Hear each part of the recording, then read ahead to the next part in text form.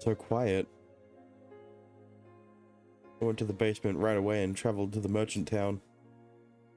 It's the middle of the night here, though most stores still operate during these late hours. Oddly enough, though, they're all empty today. The street is the very picture of a wasteland. Something isn't right here. The things are too peaceful for comfort. とにかく手紙の差出人のもとへ行ってみよう。Right. 差出人は例の占い師だったな。Yeah. I give her a curt nod before breaking off into a sprint. I pray to God that Khan is alright.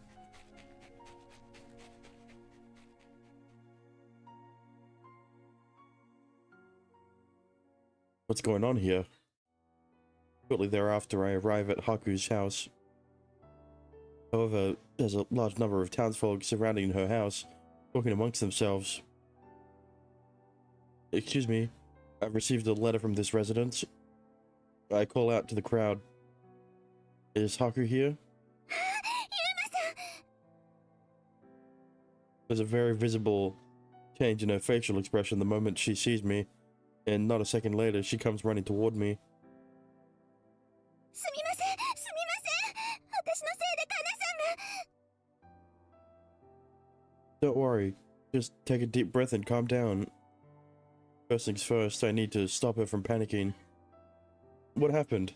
I read the letter, but didn't quite understand everything. すみません。本当にすみません。 I recall what the message within the letter she sent me was.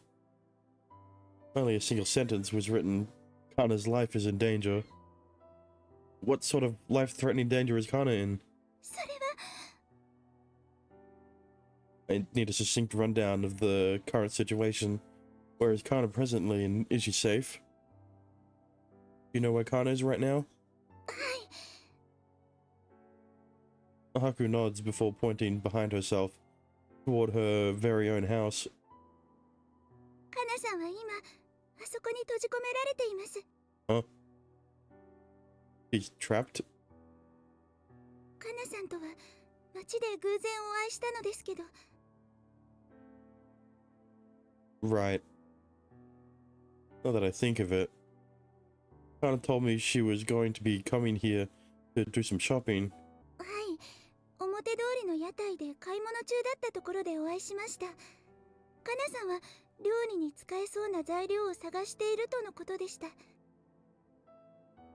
そこでいろいろとお話をさせていただいたのですが、この町で買える食材を使った料理などをお教えさせていただくことになりまして、早速今日から始めましょうかと家へ案内したのですけれど。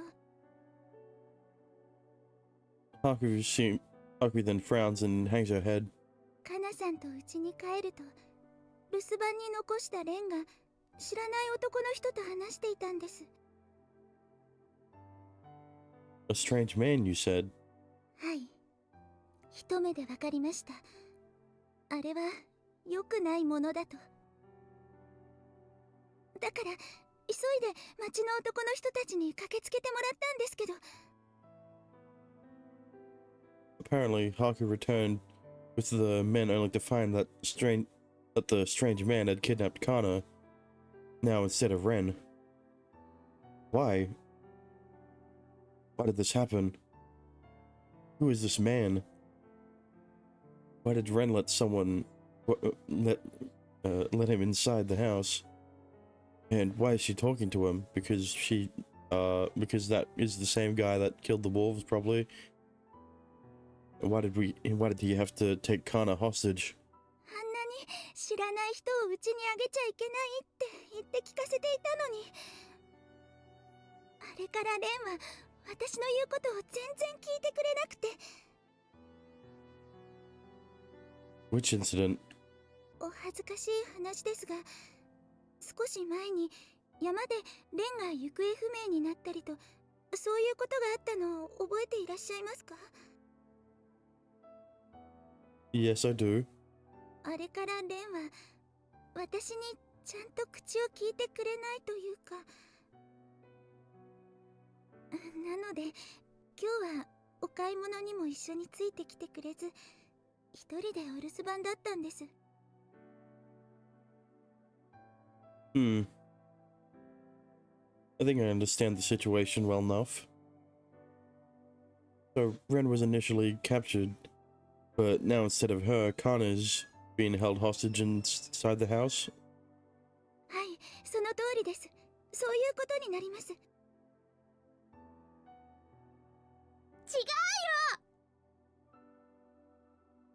A small head suddenly pops out from between Haku's legs. 違うよ、お兄ちゃん。そうじゃないよ。 Can you explain for me, Ren? おじさんはそんなのじゃないんだよ。 That man? Who are you referring to? 私を助けてくれたおじさん。山の中で山犬に食べられちゃうかもしれない時に助けてくれたの。 Right, the mountain wolves. Specifically, this was when she'd gotten injured in the mountains and couldn't move her legs. If I recall correctly, 山犬という動物のものらしい死骸がそこら中に散らばっていたんだ。そしてその時、確かレンはこう言ったんだ。おじさんが助けてくれたからって。 the old man saved you. そうだよ。おじさんはいい人なの。みんなが言うみたいに悪い人じゃないんだよ。 I think I somewhat see the picture here. So when the old man attacked Ren, or well, when he appeared to be attacking Ren, you went off to call for help, and during that time, Kana tried to save Ren. And angered the man. Or maybe it didn't. But either way, he then took Kana hostages in Ren's place and barricaded the two of them inside the house. I assume that's the general sequence of events that happened. はい。それで問題はないと思います。 Alright. In that case, our first priority is to question the man and hear his motives. Either he has clear ones, or he only did this out of desperation because he was backed into a corner. Anyhow, we now know we know that Kana stepped in to save Ren. We know that Kana stepped in to save Ren. はい。あの男は明らかに異常なものでしたから。だから違うよ。私に会いに来てくれたおじさんとお話ししてただけだもん。それなのにお母さんがおじさんのこと悪く言うから。だからおじさんは外に出てこれなくなっちゃっただけだよ。それならそうだって素直に出てくればいいだけでしょ。それなのにどうしてあの男の人はこんなことをするの？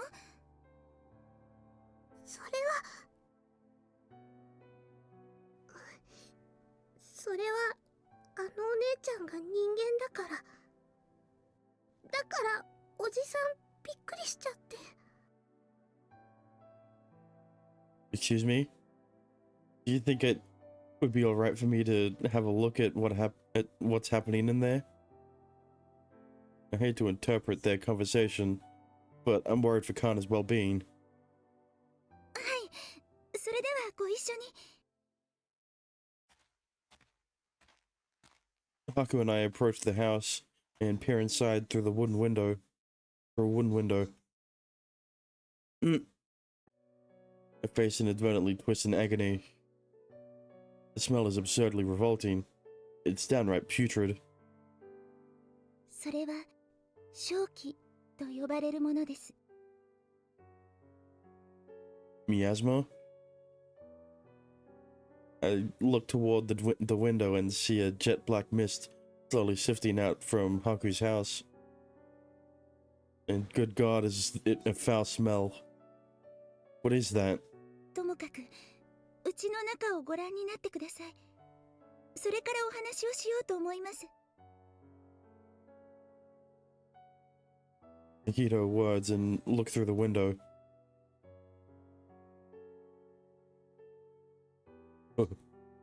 That must be him. I spot a single man sitting in front of the fireplace with one knee up. He looks somewhat like a vagabond. At least from my viewpoint, he certainly doesn't seem like the kind of guy who'd come here for a pleasant chat. Whatever the case, the entire inside of this putrid smelling house is stained in dark black. Is stained in dark black. The floor, the walls, the ceiling, and the very air itself. Here, there, and everything. It's black mist and this mushy solid which almost looks like tar. Jet black sludge clings to the walls and floors like dust and squirms and gargles like with human-like movements.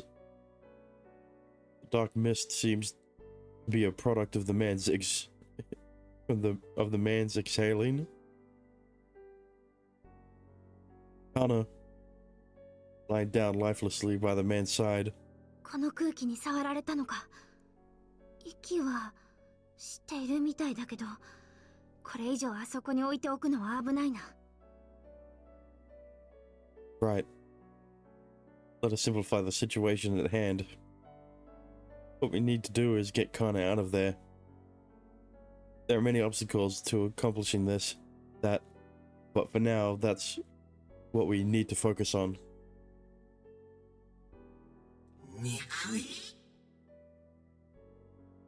Huh?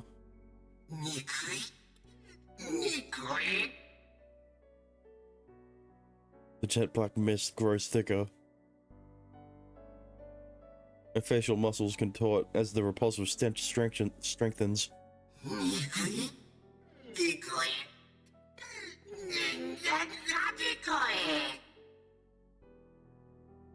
What is he talking about?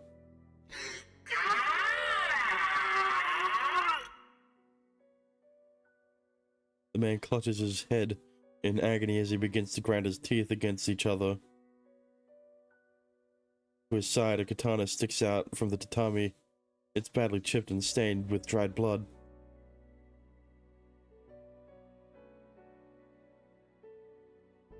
Then back to Haku. What is that thing? I hate to offend Ren, but that man is definitely not in any normal state. あれはおそらくタタリと呼ばれるものだと思います。 Well, that is what his name said, so... A fiend? はい。私もこうして見るのは初めてですけど、間違いないと思います。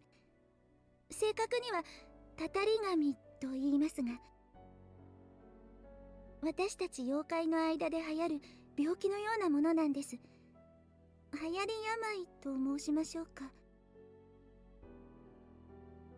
What do you mean by that? 簡単に言うと心の病です。私たち人でないものの力の源であります妖力は、その心のありようがそのままその力へと、要するに妖力へと変換されてしまう。人間以上にそういった側面が強いのです。そういう生き物なのです、私たちは。ですから心が乱れると力も乱れるし、その影響で存在そのものも歪んでしまうことがある。憎しみ、悲しみ、怒り、妬み、そねみ、そういった感情は害悪にしかならないというわけです。そうして心の重さが積み重なって出来上がるのが、 You become sick and transform into a living embodiment of hatred. A fiend. そうです。そういうことになります。これは私たち妖怪には誰にでもあり得る話なんです。そうしてタタリに落ちた妖怪は二度と元には戻らない。あれはそういう病なんです。 I see. たたりは妖怪の身であれば誰にでも起こりうるとは言っても、そう簡単に訪れる心の変化ではないはずなのです。よっぽどの心の痛みがない限りはありえない。だからきっとあの男は相当の恨みを抱えているんだと思います。I recall the words I'd heard uttered from the man's mouth earlier. Do you think he holds a grudge against humans? Damn them, he said. Damn the humans. 人間が憎い。あ、そうかもしれません。 I never would have guessed. It's almost like he said, damn the humans. 今冷静になって思い返してみれば、あの男は私が家に帰った時は普通でした。でもカナさんを見るなり形相が変わり、あんなにもまがまがしい匂いを発するようになったのですから。そうですね。それで間違いないでしょう。 Yeah, I was gonna say, like, if he was a fucking fiend when talking to Ren, I don't think she would have liked him. レンの言う通り、私は騒ぎすぎたのかもしれません。問題は人間のカナさんを内から遠ざければすんなり解決したのかもしれません。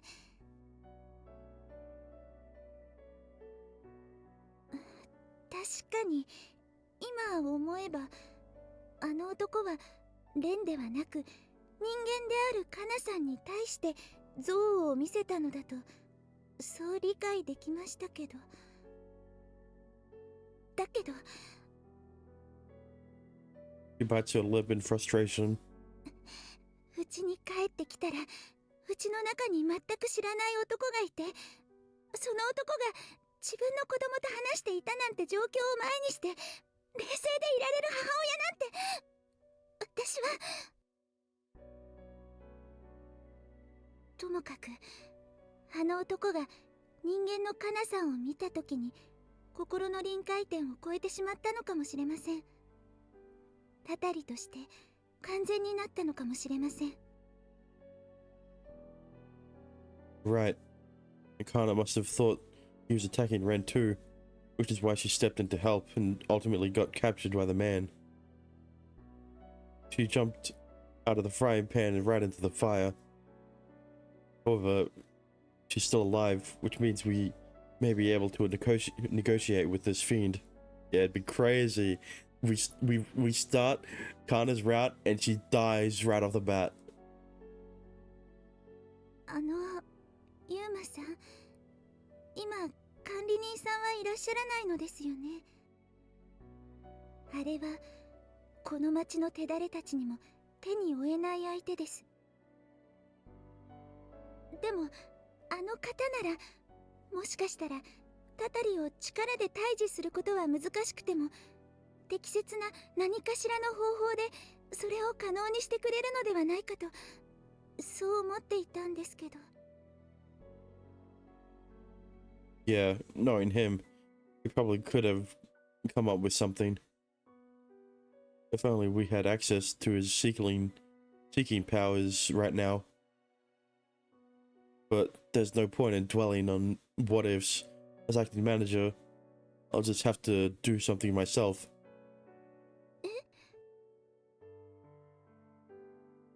Haku, はい。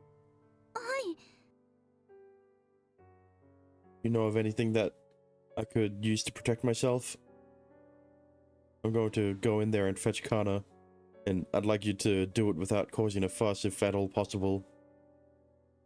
I'm aware that it's probably no more than wishful thinking on my part to assume that this can be solved amicably. Doesn't look like someone who can be reasoned with. Yeah, he's a fiend. I wonder. No way. I can't believe he can't be reasoned with. So I want to prepare myself for every eventuality.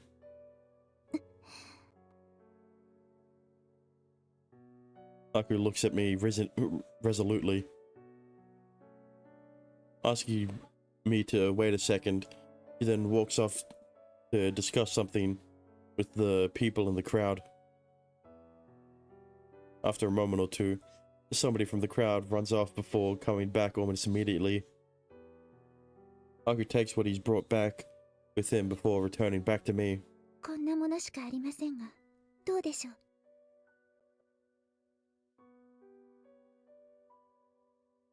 It's a single katana. Thank you. This should do. After taking the sword, I begin to formulate my strategy. What would be the best way to get Kana out of there safely? お願いします。状況はどうあれ、カナさんはレンを助けてくださったんです。お願いします。どうかカナさんを助けてください。 And not and step a foot forward into this gravel. Tinku, please watch over me.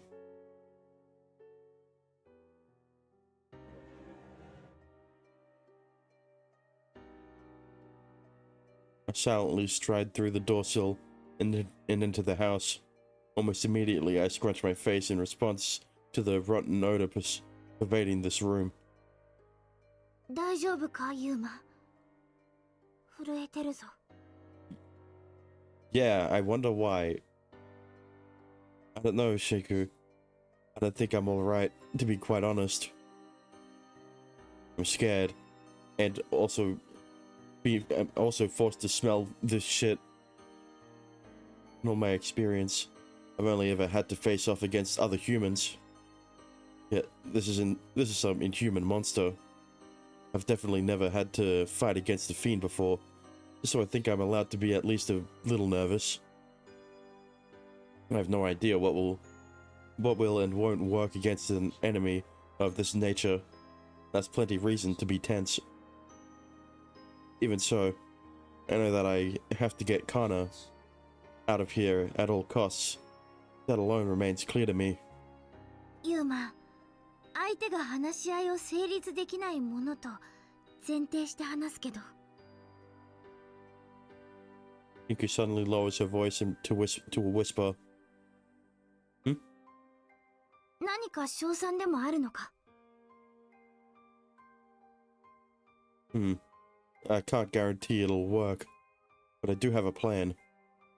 そうなのか。それはどんなのだ。 Basically, I survive until that thing stops moving. Plain and simple. It's always best to avoid making things too needlessly complex.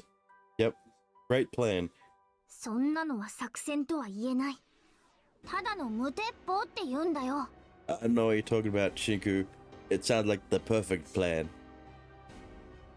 It may be, but even so, I slowly close the door behind me. I can't turn back now, nor would I have any intention of doing so if I could. I move forward a couple steps. The shoulders of the man turned, sitting in front of the sunken fireplace, which as I alert him of my presence. He seems to be regarding me with caution. I've come to take the girl back. You understand? The one lying unconscious next to you. Her. You abide by my request, then I'll be willing to listen to any demands you may have. What do you say? It's a fair compromise, one in which no one has to get hurt.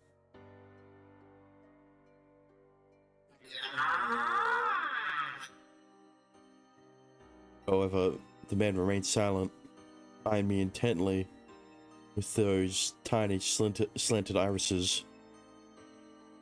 Alright then. There is my answer. I'm gonna come to a quick decision. Conversation seems to be off the table.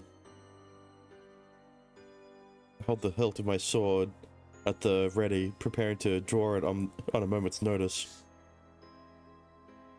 My plan is still to survive until he stops moving. That's what I'm gambling on.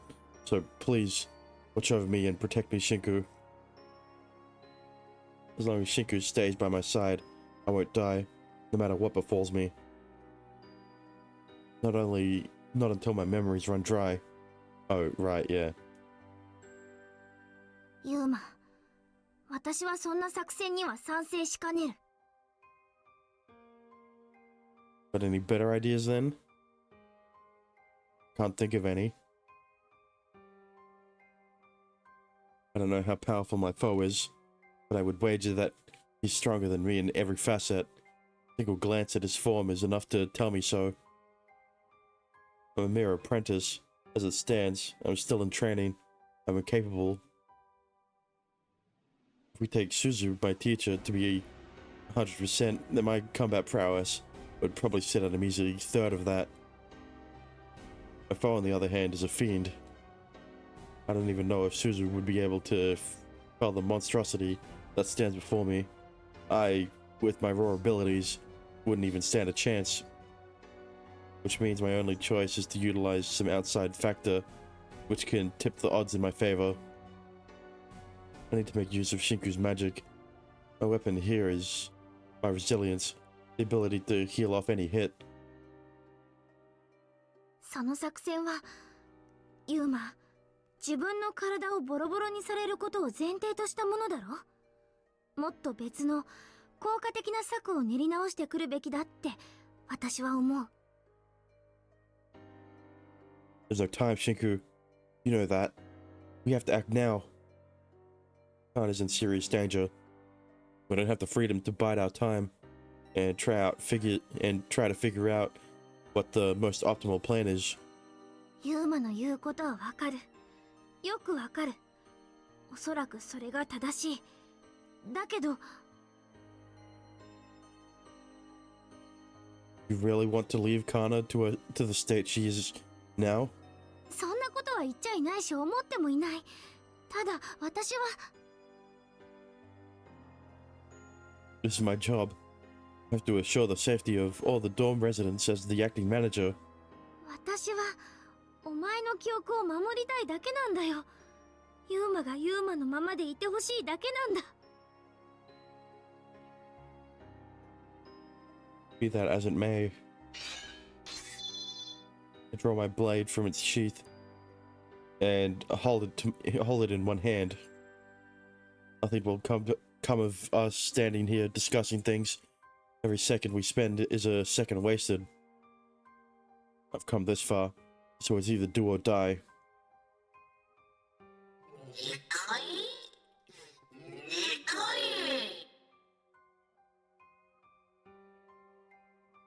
First, I analyze the fiend before me.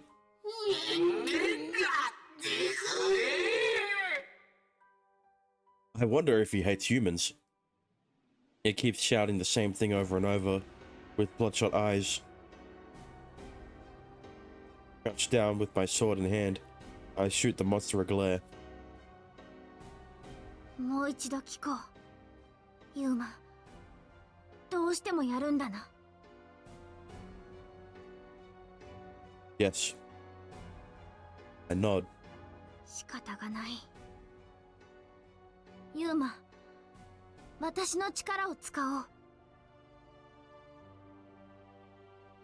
Yeah. Isn't that what I said we'd be doing? そうじゃない。私の力のもう一つの効果だ。Huh? あいつに使うんだ。私の力をあいつの心に。That's a good idea, Shinku. It's mind? 私の言っている意味はわかるな、ユーマ。I understand. I recall the second effect of Shinku's power of absolute healing. Yesterday, she explained it to me. When I was writing my diary, she began by saying she was going to give me a test, although it turned into more of a lecture. Shinku's power isn't only able to be applied to external wounds. I flipped through the details regarding it in mind, as though I'm carefully turning the pages of a diary. Second effect of her power, and the adverse side effect required for its usage. Chinky's power, it has the ability to mend mental scars as well. そう。私の力を心に使うと、精神的なトラウマや悪癖や過去の辛い経験だとか、そういった心の痛みを治癒することができる。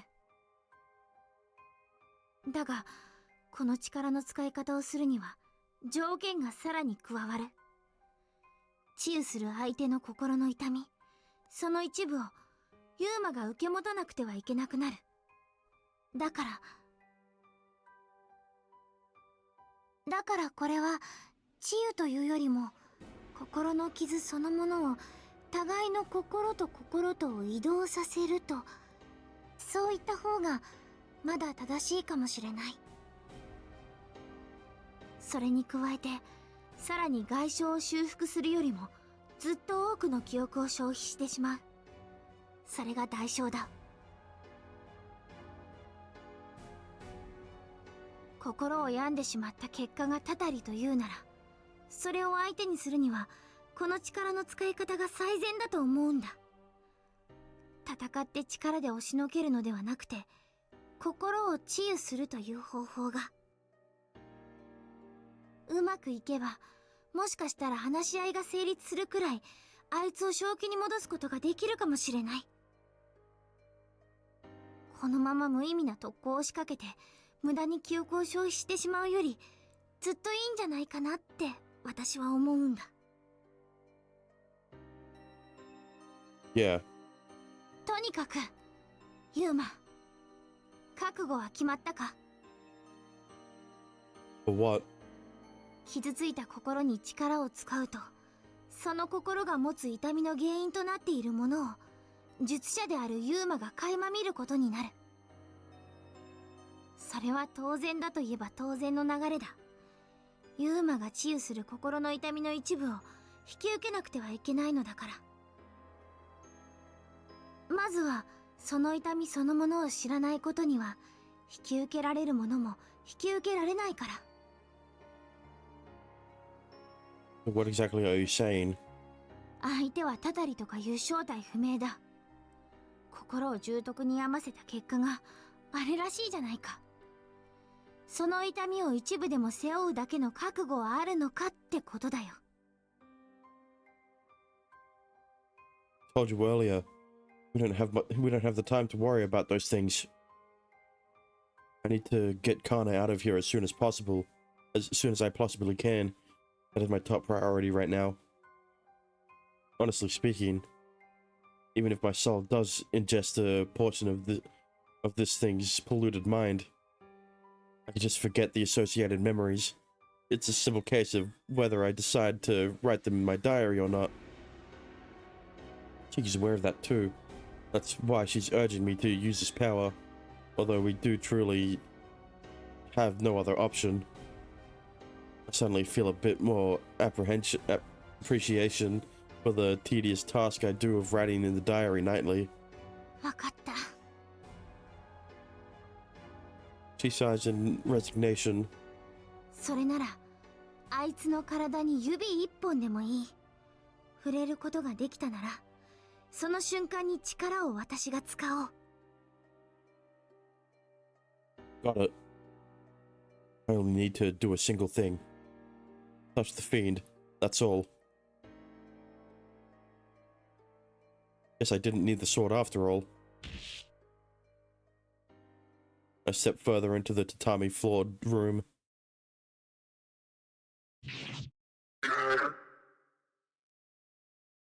Almost mechanical reaction speed. The fiend suddenly springs into action. Huh? In the blink of an eye, it's pulled out the sword that was stabbed into the tatami and closed the gap between us.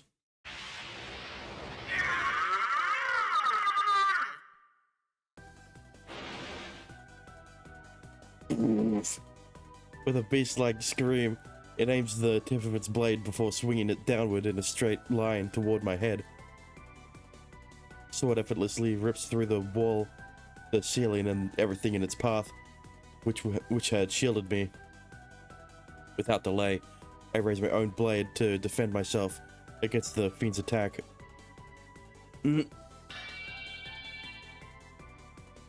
Red sparks fly as the swords clash and clang. What inhuman strength. The force is so overwhelming that I can only attribute it to pure luck that my sword and body weren't cleaved cleanly in two. This is unreal. No human could hope to produce this kind of brutish strength. I knew I had no hope in defeating it with my raw strength alone. However, the fiend is now right within arm's reach. I have to use Shinku's power. As the situation stands now. Now though, I won't be landing a finger on it anytime soon. I have to muster up every bit of strength in my body. I have to muster up every bit of strength my body has, just to keep his blade at bay. Damn it, it's too strong. My footing falters. Faced with the intense pain and pressure, I'm forced to place on one of my knees on the ground. Slowly but surely, second by second, its blade begins to cut through mine. Eventually, it cuts through and digs into my shoulder. The sharp, searing pain proceeds to shoot through my body.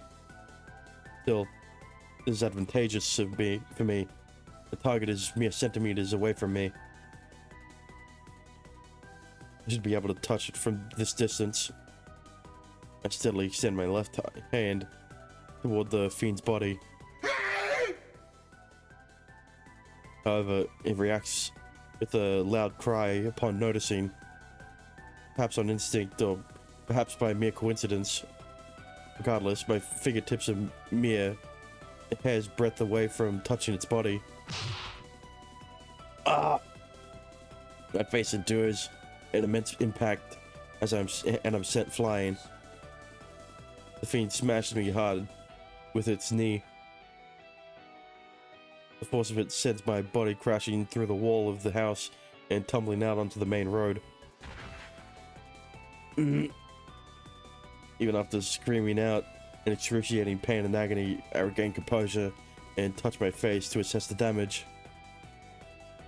Compound fracture in my face and damage to my spine.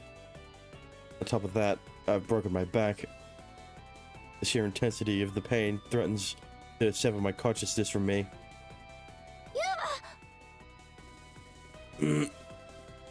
Chiku's shouting, my vision clears once more. She healed my injuries without a moment's delay. Thanks. I wipe the blood from my face. I can only wonder how many memories that costed me. But I can worry about that later. Now's not the time. I just touched it, Shinku. Did you manage to activate your power? 悪い。相手の動きが思ったより速くて、今の接触では力を使えなかった。So time for round 2. できるか。I gotta.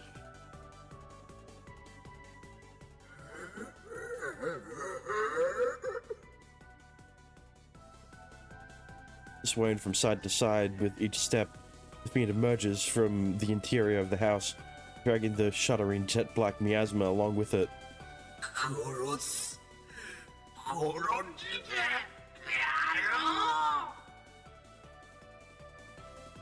Oh shit, my sword.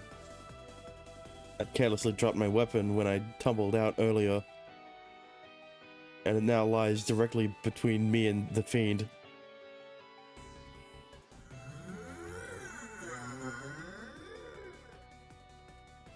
I lock eyes with the deadly creature. Then in unison, both look at the sword laying on the ground between us.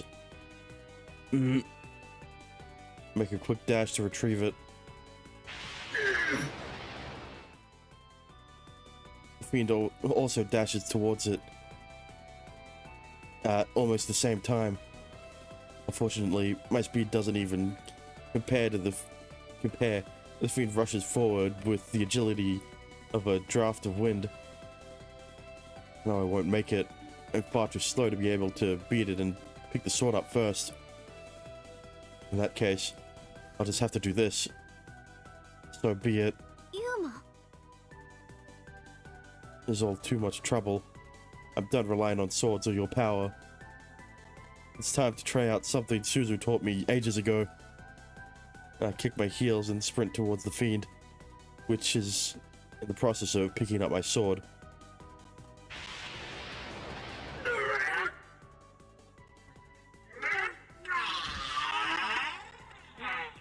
I jump to the fiend's side, to the arm that's holding the sword. After grappling that arm between my legs, I then twist my body in mid-air and pull my enemy down to the ground.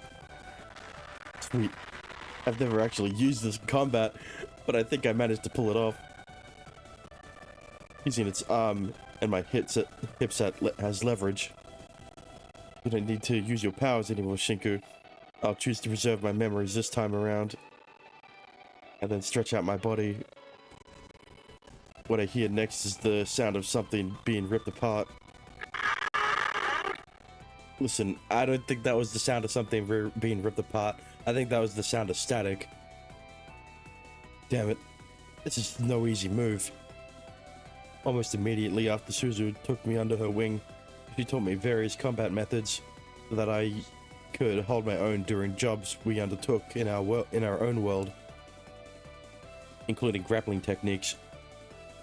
Only now, as I find myself in the middle of a life or death struggle, had those memories come back to me. However, after the countless practice sessions I went through, they must have been burned into my muscle memory as my body seemed to know exactly what to do. Wait, hold on. I sort of feel that Suzu might not have actually taught me anything. Instead, all of that knowledge I received from reading a martial arts book that I found in her room. I do recall her once telling me that I could master near anything by reading a book about it.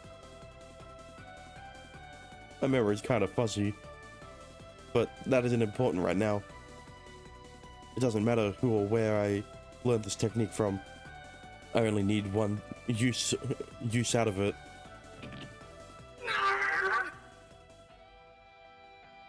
My surprise attack is a success.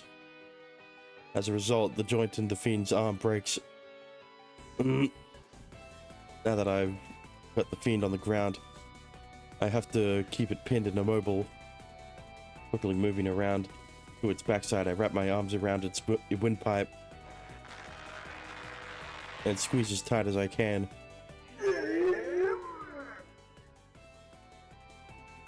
Clinging onto its back with the stubborn persistence of a small child, I carry out my technique. The fiend thrashes about. It struggles to try and get me off its back, smashing me against the house wall, against the ground over and over. Die already, you bastard! Gritting my teeth, I squeeze its neck as hard as I can.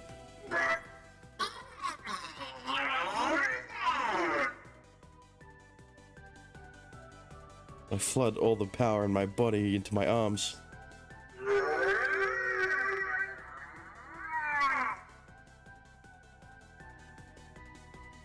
After approximately a minute of squeezing, I finally feel its neck crack.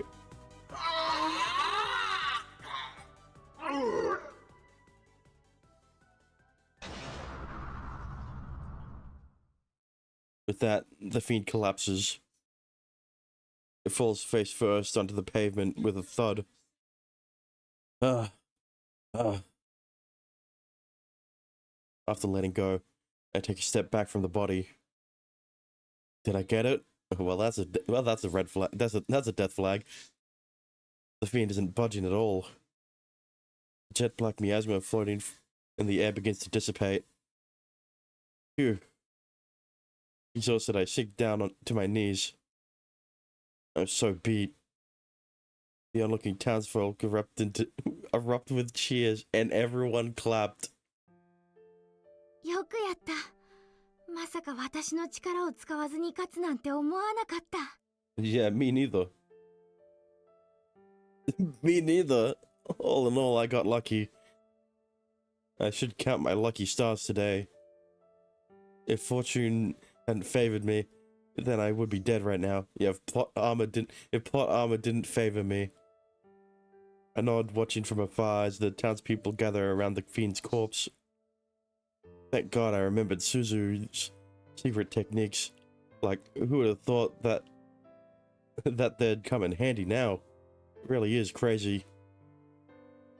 Truth was, she had actually taught me various combat techniques when I was a kid. Actually, on second thought, maybe I did just read it in a book. Well, no matter. Either way, I ought to be grateful to her for being such a good teacher. 結局は私の力を使わずに済んだな。私としてはこの結果が一番いいんだ。Technically, I did use it once. そうだな。私が言ってるのはタタリの心に力を使わずに済んだなってことなんだよ。Yeah. In all truthfulness, I was fully prepared to use it, but somehow I still managed to emerge triumphant while expending as few of my memories as possible. So I'm not worried about it. I'm not worried about it.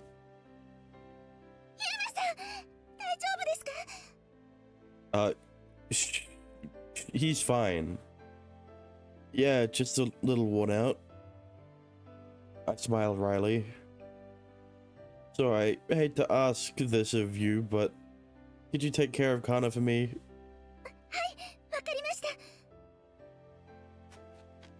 She runs into the house to retrieve the unconscious Kana. I wonder.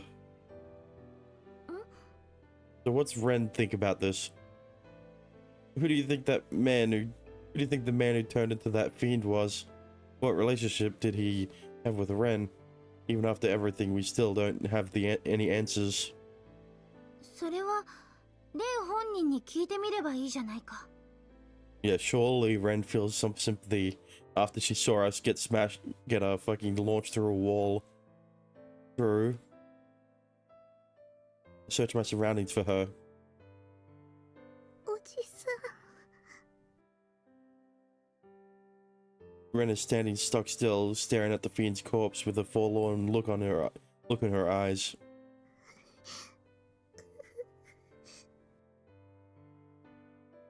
I can't even begin to imagine what emotion she's feeling right now. Ren, as I try to call out to her, Haku returns. ユマさん、カナさんは無事みたいです。今、町のお医者様に念のため見てもらっていますが、何も心配なさることはないと思います。That's good news. Phew, Kana's unharmed. What a relief. That's the most important thing right now. Thank you so much. Relief fills my mind as the tension washes out of my body all at once. いえ、こちらこそ、今回もご迷惑をおかけして。Other than focusing on us, please listen to what Ren has to say. I'm sure she has important details to share with us. はい、わかりました。Haku bows deeply and then... Huh? My nose catches a whiff of a foul stench. What is that? Ah! A scream rings out. I turn around instantaneously. What in the... The townsfolk surrounding the fiend's corpse are being flung up into the air, one after another. The fact that I stood there in awe for a second was a fatal blunder on my part. The shadowy figure charges towards me, mowing down everything in its path. And only when it's within striking range do I notice.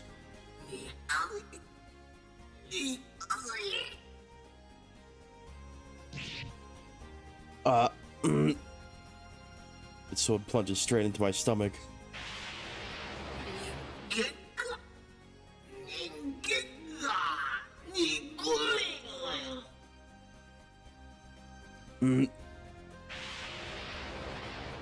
After receiving this painful blow, I collapse onto the floor.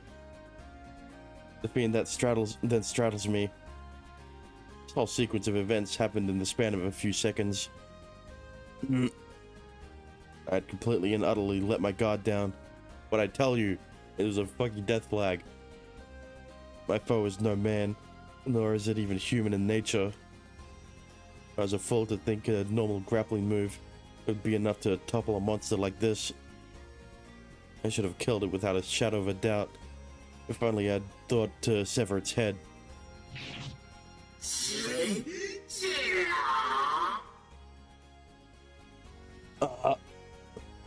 Fiend twists and turns, the blade protruding from my skin. My very organs are being minced.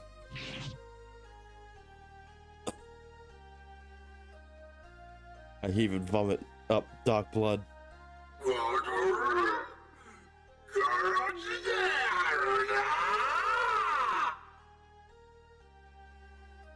Fucking hell. I'm touching it. Right now I'm touching the fiend. Go figure. Looks like I have to rely on Shinku's power after all.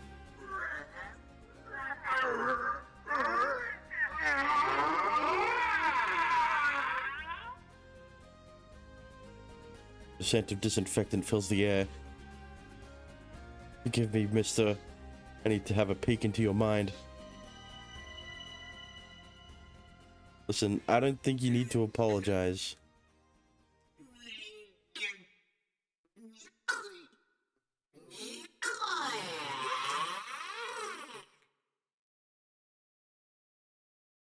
I fall into the depths of a deep, deep dream.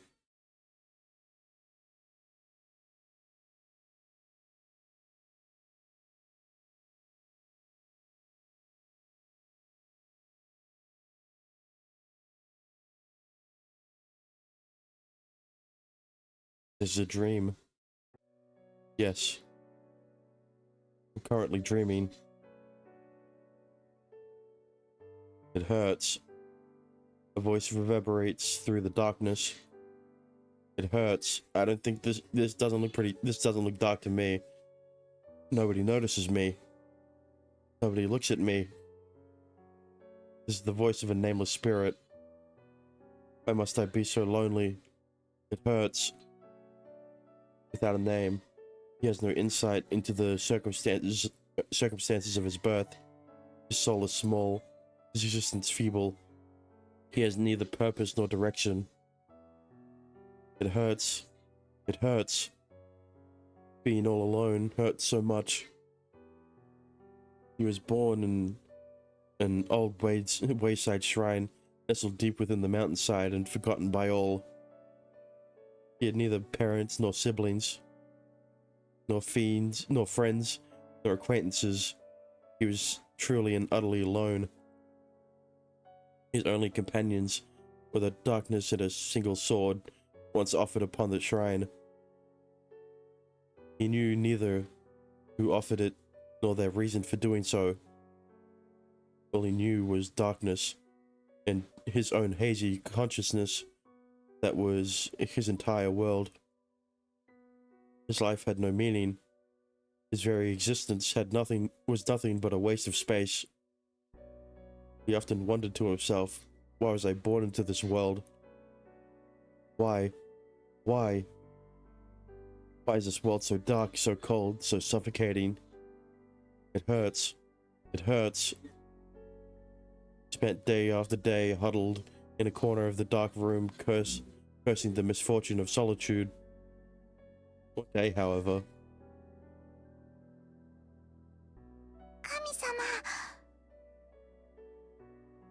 the first time since being born into the world and living however many years or however few days he had,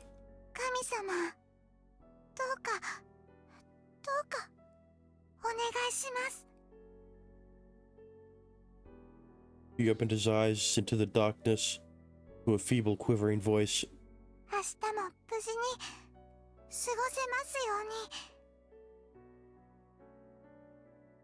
Lured by the voice he heard, the man gingerly peered out into the blinding world beyond the darkness of his shrine room. Thereupon, he saw a small girl. お願いします。 She had provided an offering and was praying fervently at the shrine belonging to the man. There were tears in her eyes. Hands were clasped together in prayer, her cheeks wetted by her continuous crying. お願いします。どうか私を助けてください。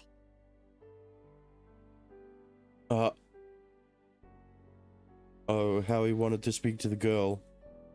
But it was all for naught. He couldn't translate his feelings into words. Hello there, he wanted to say. Or perhaps, what is your name? He wanted to ask. Why are you so sad, little girl? He wanted to know. All he wanted was to speak to her and ask her. But he could not. He gave up, telling himself that his quiet voice would never reach the ears of the little girl. Into the darkness he retreated and closed his eyes. It hurts. Just like every other night. He was all alone. 神様。 The next day came, and the girl visited once more. She gave a small bread bun as an offering and folded her hands in prayer. 神様、どうかお願いします。明日も無事に過ごせますように。 God. He did not truly understand what this word meant. God. He repeated it over and over, just as the girl had done. With each utterance, he could feel the hole in his heart created by this loneliness shrinking ever so slightly. 神様、どうか明日も無事に過ごせますように。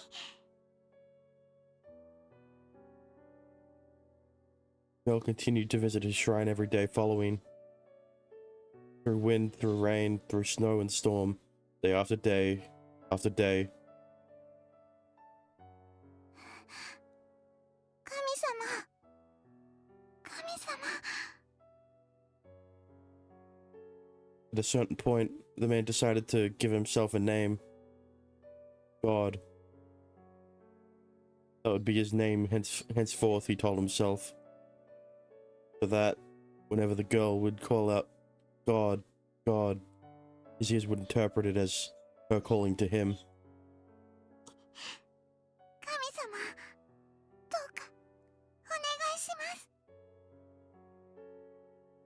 Even though he knew deep down that he wasn't the one she was thinking of, the loneliness in his heart was fading more and more with each passing day.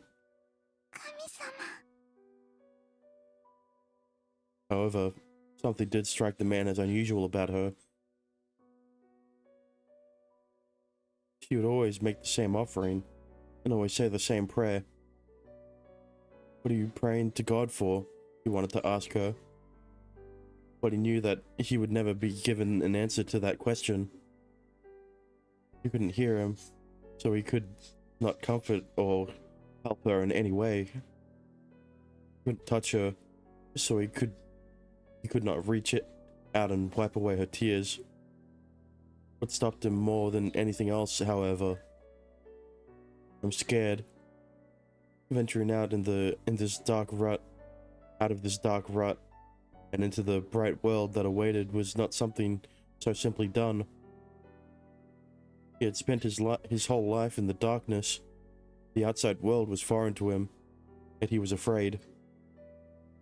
I'm happy enough that you come here every day. He resolved in his heart that he would ask for nothing more, so long as he could fulfill that one wish of hers. He could live the rest of his days amid the cold darkness and quiet solitude, so he would not see anyone. He would not speak, laugh, or smile. So if I could just stop your tears, He prayed for her every day. Please, grant this girl happiness. Allow her to smile. 神様。 The girl always wept so sorrowfully when she would call his name, hands clasped together in prayer. What can I do to put a smile on your face? That was the single thing he thought about day in and day out. He focused on it with such devotion that he no longer felt the pains of his loneliness. 神様、どうかお願いします。今日も無事に過ごせますように。 Please answer her prayer. He wanted her to smile. He wanted to see her laughing, not crying. So he prayed time and time again to this invisible being he knew nothing of. 神様、神様、どうかお願い。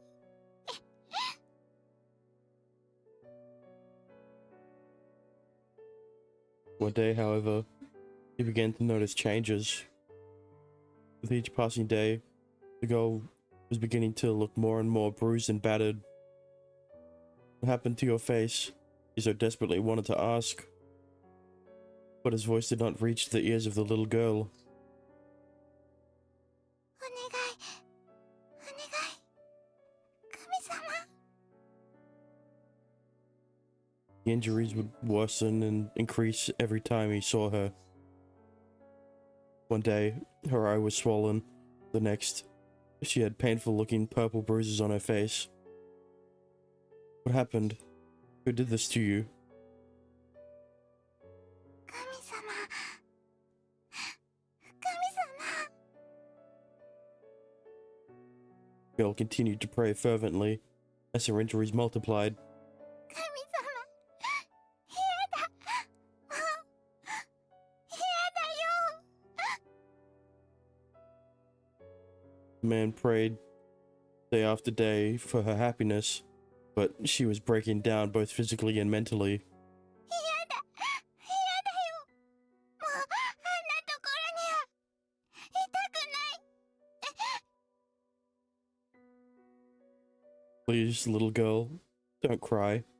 He so desperately wanted to say to her, but his voice would not reach her ears. Not now, not ever. He was unable to so much as wipe her tears. 神様。どうして。 The girl had always clasped her hands together with such devotion, but the hope was beginning to fade from her eyes.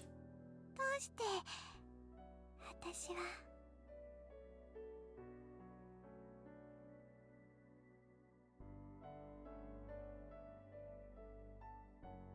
After that day, the girl's appearances stopped.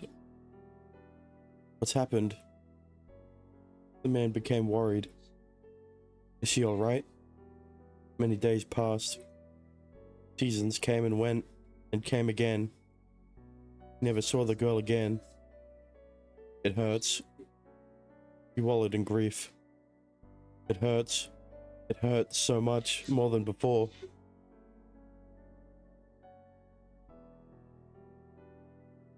One day, long after the girl had stopped coming to the shrine, he made a decision. I'll find her myself. He hardened his resolve. The outside world scared him. It terrified him to no end. Even so, he decided that he would muster up his courage to leave the shrine. I miss her. I miss her so badly. I want to see her face right this instant. He couldn't see him, so he could not smile at her and wish her to be happy. Couldn't hear his voice, so he could not comfort her and tell her that everything would be alright. He was all too aware of his own powerlessness. And even so, he had to see her. He had to find out the truth behind her tears and her devoted prayers. If he found her to be smiling, safe and happy, then he would ask for no more. He would be fully and wholly satisfied. Even if she didn't have the time to visit his shrine anymore, so long as she was happy, he would be at ease. But if I could have but one wish, I would wish for her to call to me, God, one last time. This time instead of please God, with a smile on her face. I won't be lonely anymore if I can have that one wish granted.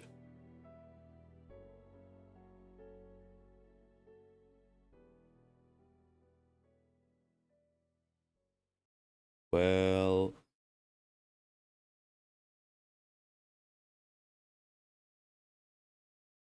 he followed the scent of her tears and climbed down to where the humans dwelled. There he found a bright and lustrous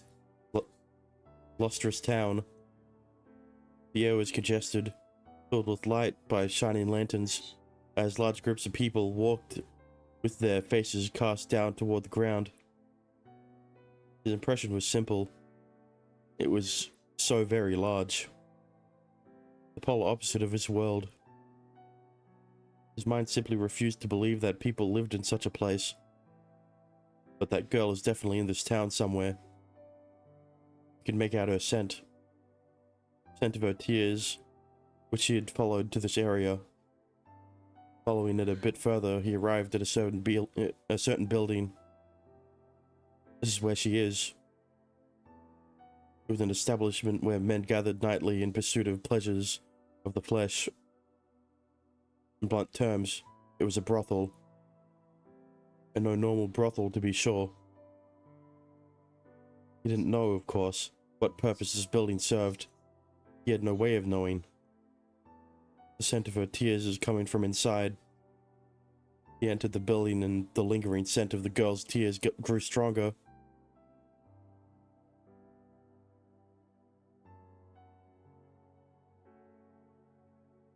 What is this place? Following her scent, he advanced further into the two-story building. He passed several vacant rooms along the way. Their doors had been left open in order to clear the air, so he could see inside the room. They were empty, completely uninhabited. It stinks. Why does it smell so bad in here? The stench of blood and other bodily fluids hung in the air. How would he know what cum smells like? It was a brothel indeed. A brothel built specifically to cater to men with certain abnormal proclivities. Izanagi was its name. All the women who were offered at this establishment were not human. More precisely, they were half-spirits. The men who came as customers were curious humans who could only achieve sexual gratification by resorting to extreme forms of violence. Human women, dainty as they were simply unfit for this kind of work. On the other hand, full-blooded spirits were too resilient. The men wouldn't be able to satisfy their twisted desires.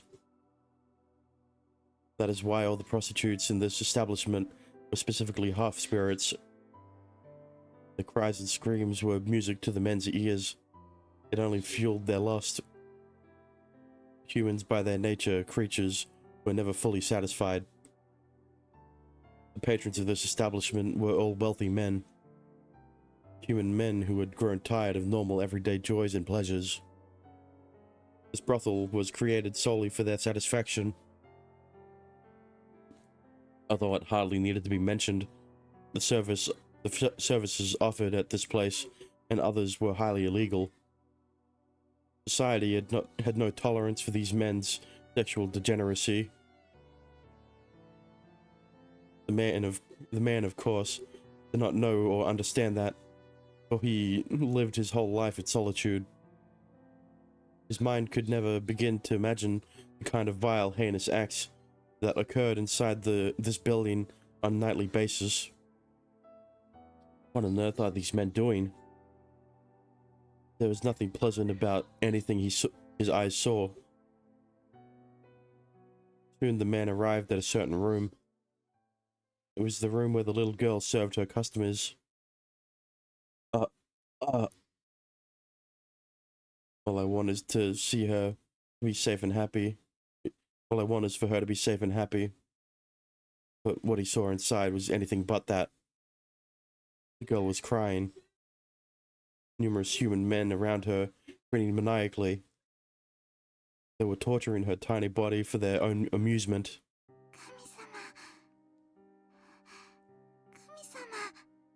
助けて。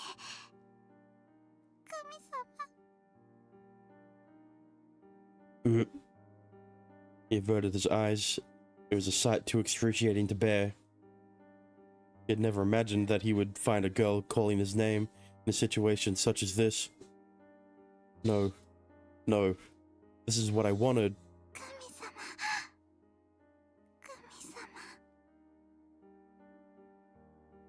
Stop. Please. No more. He cried out in despair. The girl crying out in anguish. The men around her crying out in delight. What is it? If there is a hell in this world, I'm looking at it right now. What had this poor girl done to deserve such a thing? Please, somebody, answer me, he cried out in his mind. What had led her to such a life full of pain and suffering? The humans continued to torture the girl unrelentingly. Eventually, stopped moving.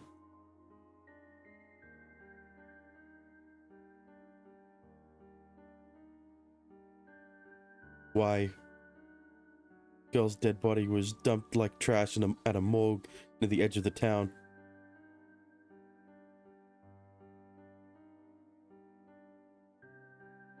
And this guy did nothing. The man had built a grave for her. Why did this have to happen? Only when the girl had become a lifeless corpse did his wish of touching her finally come true. He gently stroked her small cheek, never again to be wetted by teardrops. It was so frighteningly cold.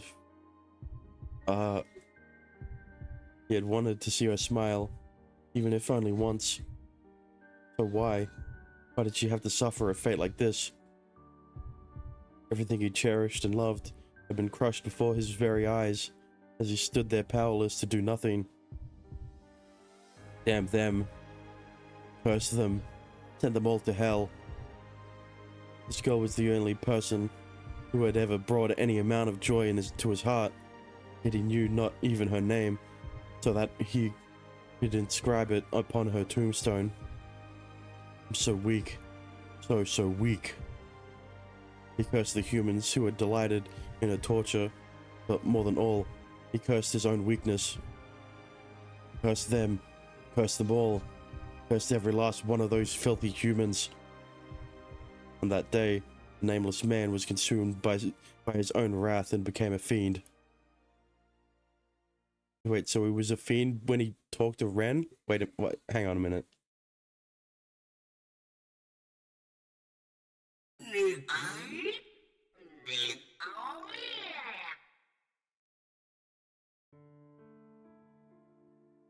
I was dreaming. You know what? I'll give this game props that they didn't have a CG of the girl. Okay, they could have very easily done that. They didn't do it, even for the 18+ version. It was a short dream, one that started and finished in the blink of an eye. Yet it was also so very long.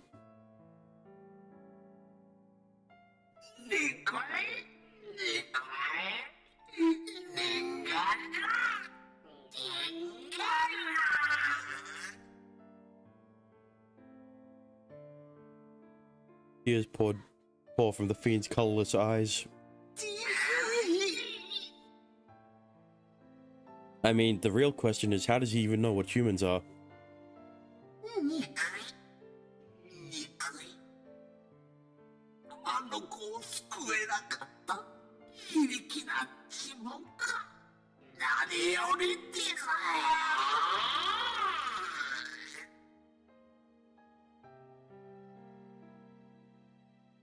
using Shiku's power. Our minds overlapped and I began to understand what had happened. I know. The person you blamed more than anyone was yourself. You couldn't forgive yourself for being unable to save the girl.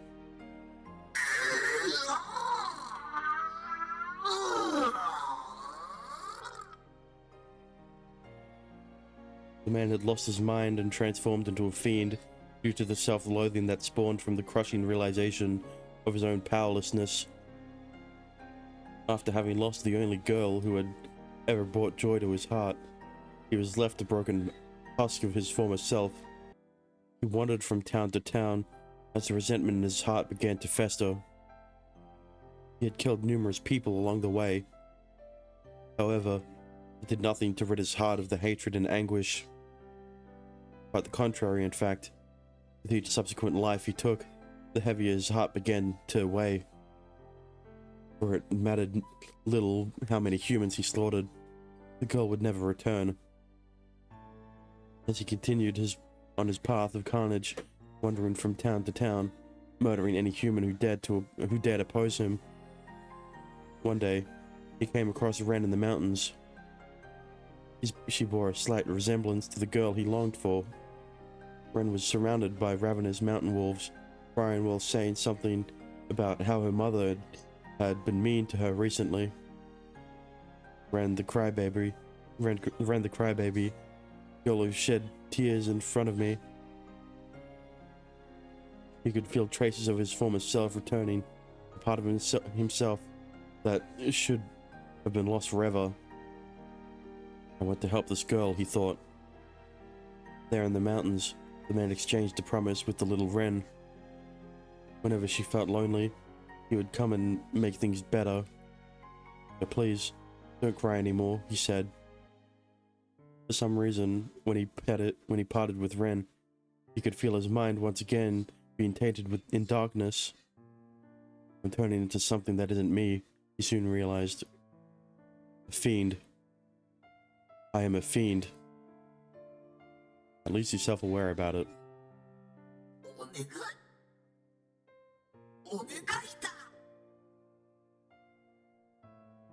Huh? The fiend suddenly began to mumble.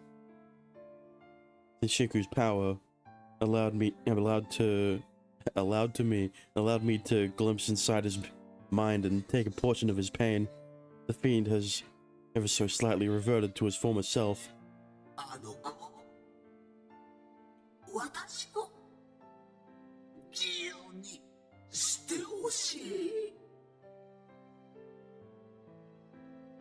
What do you mean? Kill him.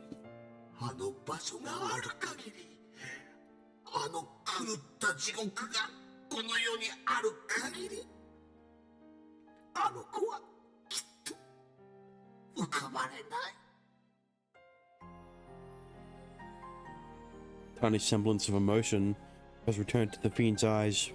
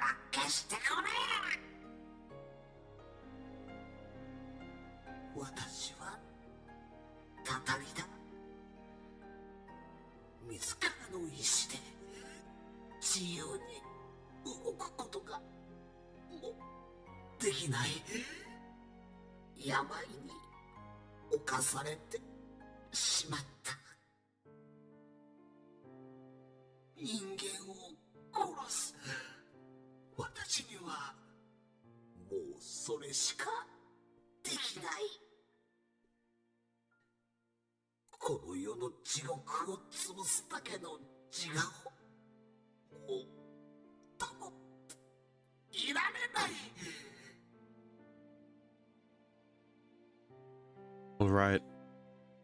I nod. I accept your request. That's what you wish. And I, as an apprentice liberator, will free you from the fetters which bind you.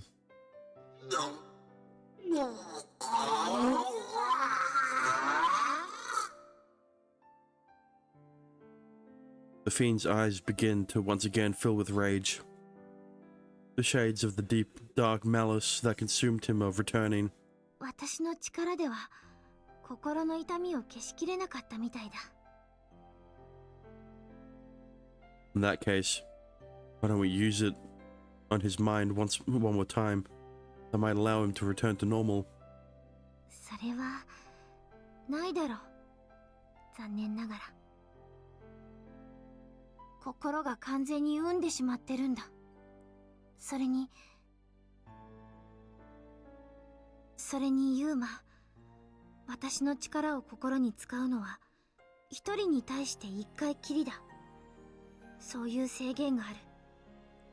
だからもうこのたたりには使えない。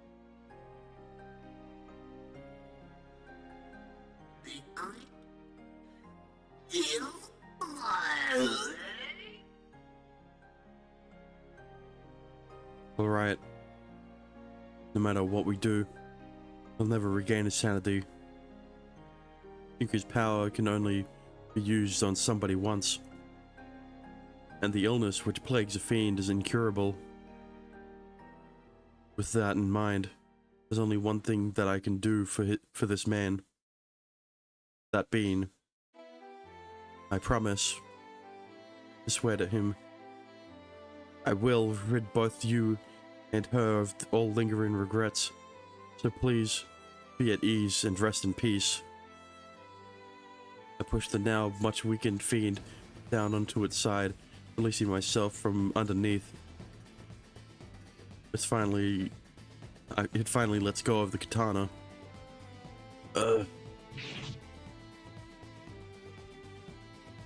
Slowly, I pull out the sword that had been stabbed into my abdomen. I wish you all the happiness there is to offer in your next life. After that, I sever his head from the neck.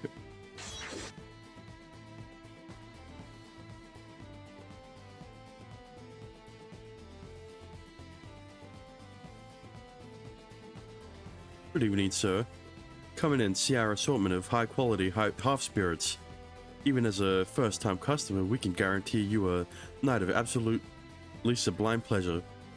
So long as you have the money. I'm interested. But I've never been to one of these establishments before. Is that alright?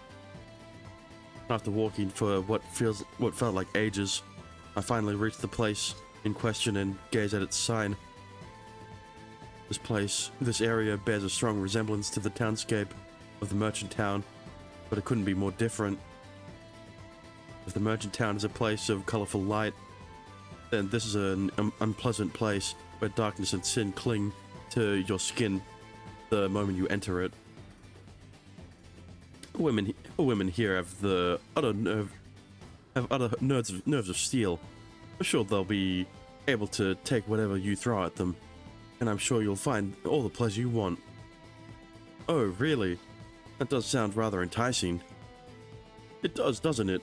Oh, by the way, sir, I see a sharp object around your waist. Unfortunately, we can't allow you to take that with you. When you see the women, shall I hold onto it for you?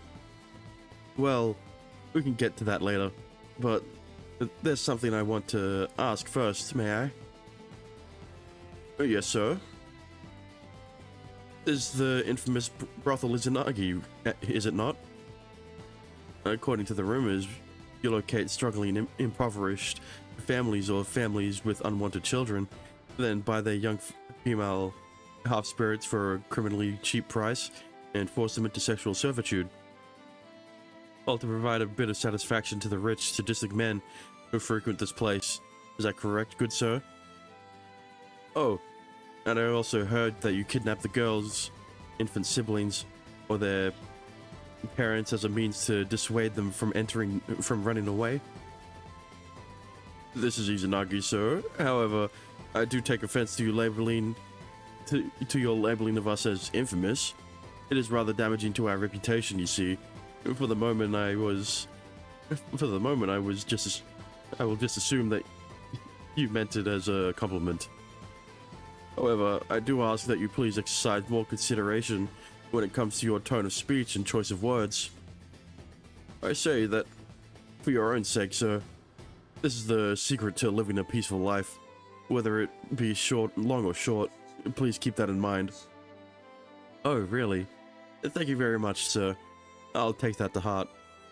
But I've been looking so long for this place. The only bit of information I had was the name. So it was quite the struggle getting here, I tell you. Sir, may I ask, who are you? I want satisfaction.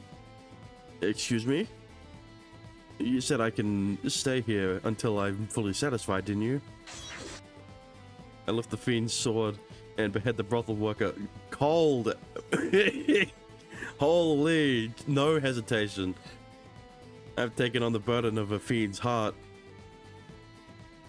And it won't be satisfied until you sick bastards are all on your knees crying and begging for mercy. Bro, you beheaded the man. You just cut off the it doesn't help that I'm sick. You just cut off his head. Intruder, intruder. The people in the rooms cry out. All right, time to get to work. Today we're destroying this place. Holy based Yuma.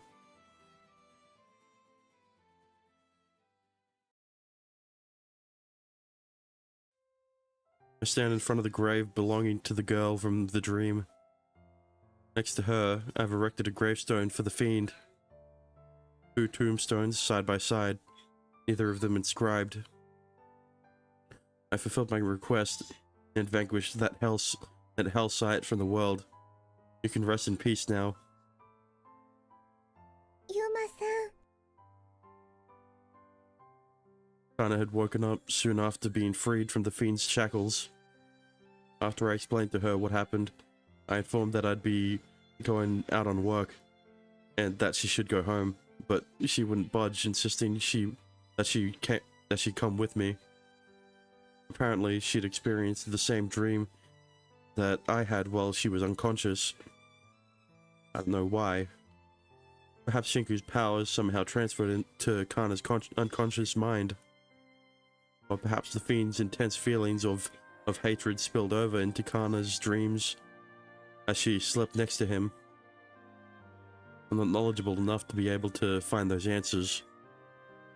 Anyhow, this is the reason why Kana and I are now standing in front of these gravestones together. While I was doing the dirty task of laying waste to that place, I had Kana go to search for the girl's grave. これで幾分か、二人は安心して眠ることができるんでしょうか。 Hopefully they are. I don't know. All I did was the job that was asked of me. I brought an end to that living hell. That was the request, and I managed to complete it fully. All I did was get rid of it, nothing more. I'm praying for a miracle to occur. A miracle like that one, which led Kana and I to both see the fiend's dream.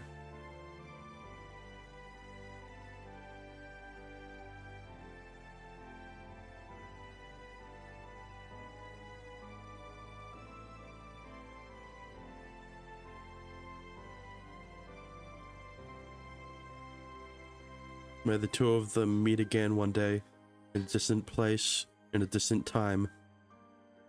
I pray for a beautiful miracle of that kind to happen. Anyway, I've finished up the job. As a reward, Mr. Fiend, I'll be taking your sword. That'll do for me. The two of them thus leave the place behind us.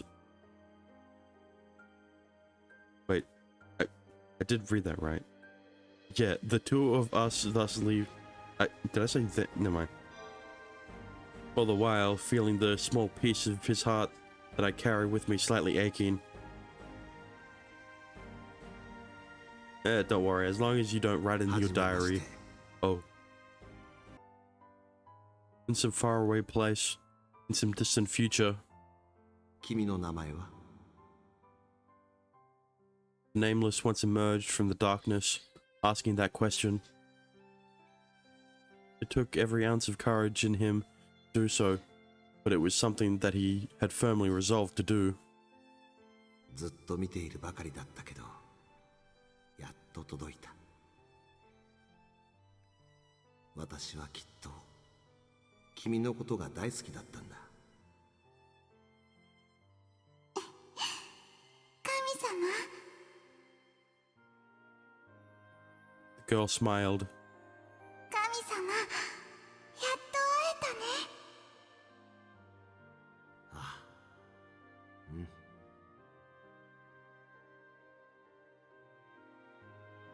They had finally met. No longer was his heart filled with loneliness. 神様、聞いてください。私の名前は